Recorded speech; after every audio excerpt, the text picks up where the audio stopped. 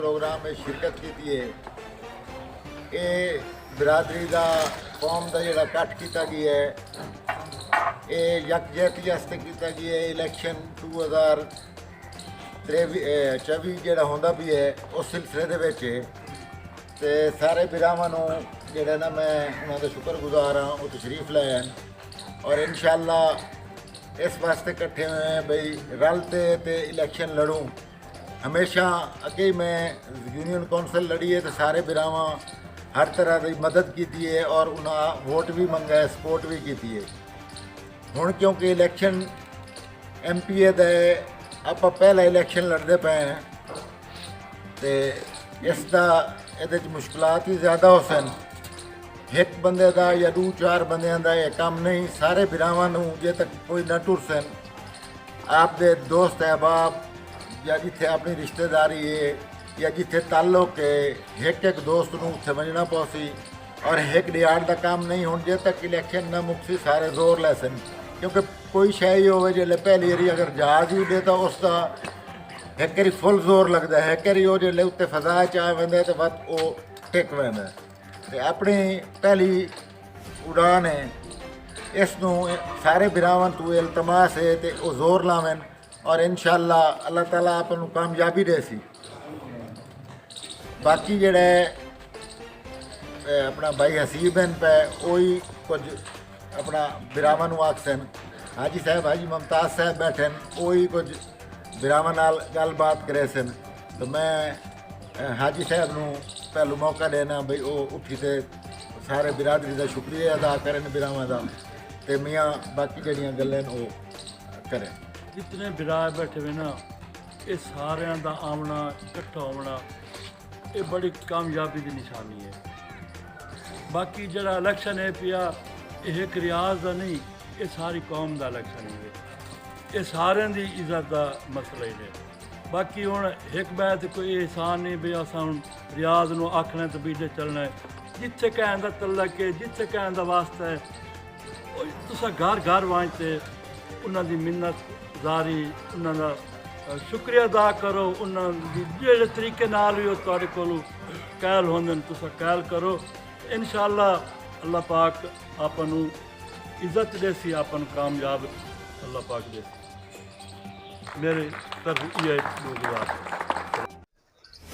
सारी बिरादरी दोस्त जिहड़े इत्थे सारे मौजूद हैं सब नूं अस्सलाम अलैकुम। ये बड़ा खुशी का मौका है, अज आप इत्थे सारे इकट्ठे हैं एक इजतमाही मकसद वास्ते। जिमें तुहानूं पता है रियाज भाई जिहड़ा है उम्मीदवार हैं आने वाले इलैक्शन ते ये बड़ा ऑनर की गल है, बड़े फखर की गल है कि बिरादरी दे विचों कोई बंदा तुहाडी नुमाइंदगी वास्ते मौजूद होवे, मैदान में मौजूद होना, इलैक्शन कंटेस्ट करना। तुहानूं सारिआं नूं पता है कि इलैक्शन होना आसान कोई नहीं, इंदे वास्ते सरमाया ही लगता है, इंदे वास्ते लेबर ही लगती है, इंदे वास्ते टाइम ही लगता है। मार रियाज साहब हमेशा बिरादरी का नाँ अच्छे ते मुश्किल वक्तां दे विच आप एक नाँ नूं कैरी करते चले। जिला कौंसल पहुँचे, उत्थे बिरादरी की नुमाइंदगी की ने ते इवें इस दफ़ा MPA का जिहड़ा इलैक्शन है एक वड्डा हल्का बगैर टिकट तो लड़ना ते मुल्क दे जिहड़े इस टाइम आपनूं दिना मसाइल जिहड़े दरपेश हैं उन्हां दे विच इलैक्शन लड़ना वाकई बड़ी हिम्मत दा काम है। लेकिन हौसला अफजा गल ये है कि अपना उम्मीदवार एक पढ़ा लिखा उम्मीदवार है ते साफ सुथरी शोहरत दा हामिल उम्मीदवार है। उस तो इलावा हल्के दी जिहड़ी मजमूई इस टाइम कंपोजिशन है उहदे विच ही अपने कोलों बड़ा स्कोप है कि मार रियाज साहब एक अच्छा वोट इत्थों कड्ढन। नाल मेरी तो सारे दोस्तों तो एक गुजारिश है, मैनू बड़ी खुशी होंदी पई है ये देख के बई सारी बिरादरी पग्गां वाले ही बैठे। मैनू पता कोई ना ही बई पग्गां वाले बंदे आपनूं उन्हां दी बड़ी ज़रूरत है, जिवें नौजवानों की टीमां की ज़रूरत है। नौजवान जिहड़ा है जिथे ही हैं और जल्दी इलैक्शन ये सारा जिहड़ा एक मोबलाइजेशन का अमल है उहदे शरीक होवें। इत्थे जिहड़ा हैडकुआटर बनता है इलैक्शन का उहदे ते राबता रखें। ये इंतज़ार कोई ना करे कि मैनू कैंडीडेट फोन करे सी तो उस तो बाद वल वन के मैं एक्टिव हो सा। ਕੈਂਡੀਡੇਟ ਵਾਸਤੇ ਪੋਸੀਬਲ ਕੋਈ ਨਾ ਹੋ ਸੀ ਸਾਰੇ ਹਲਕੇ ਦੇ ਵਿੱਚ, ਉਹ ਬਾਕੀ ਹਲਕੇ ਸਾਰੇ ਦੇ ਵਿੱਚ ਹੀ ਮੁਤਹਰਕ ਰਵੇ ਤੇ ਆਪਦੀ ਟੀਮ ਨੂੰ ਹੀ ਮੋਬਿਲਾਈਜ਼ ਰੱਖੇ।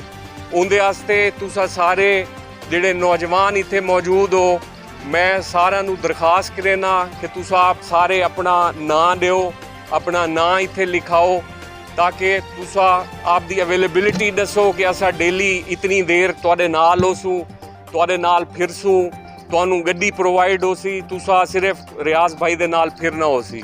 उस तो इलावा जेड़े बजुर्ग बैठे न, खसूसन पग्गां वाले जेड़े न, उन्हां दी मैं दरखास्त करना कि ओही जेड़ा है वो बकायदा टाइम देवन, वो नाल रियाज भाई दे जीप विच बवन, 2-4 कारां जेड़ियां हन वो अपनियां पूरे हलके दे विच नज़र आवनियां चाहिए डेली कंपेन दे विच। ते किथाई उम्मीदवार नूं कल्ला नहीं वंजना चाहिए, जिथे ही होवे उम्मीदवार दे नाल मैं जदन आवेना ते मैं साथ देसां।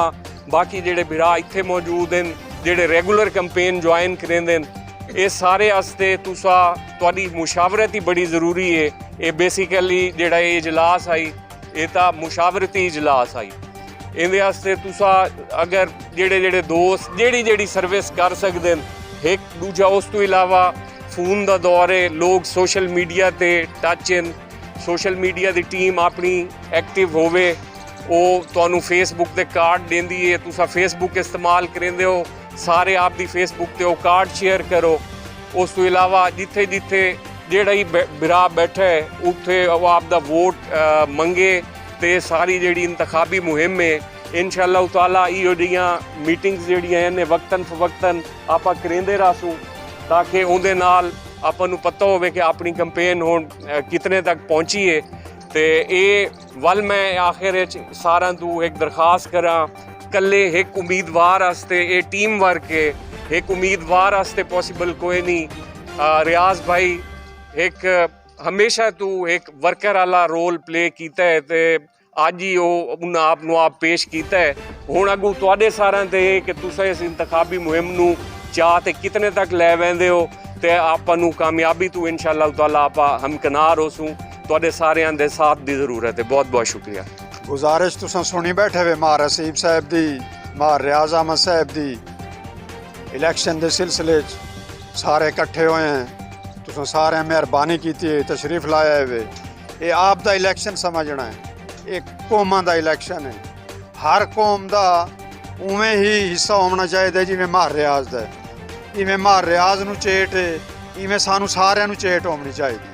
हर बंदा चेट नाल उठीवे, चेट नाल बने। जिथे कोई दोस्त है, बाप रिश्तेदार है, वो ओनू ताईं बने, आखे, कोशिश करे। ये सारा फर्ज है क्योंकि साडी कौम दा इलैक्शन है। असां इनू हर बंदे आप दा इलैक्शन समझते, हर गल मां रियाज ते नहीं सटनी। सारा बोझ सारा असां सारियां वंडना है और वंड ते इहदे नाल चलना है। तुहाडी बड़ी मेहरबानी, सारे तशरीफ लाया है।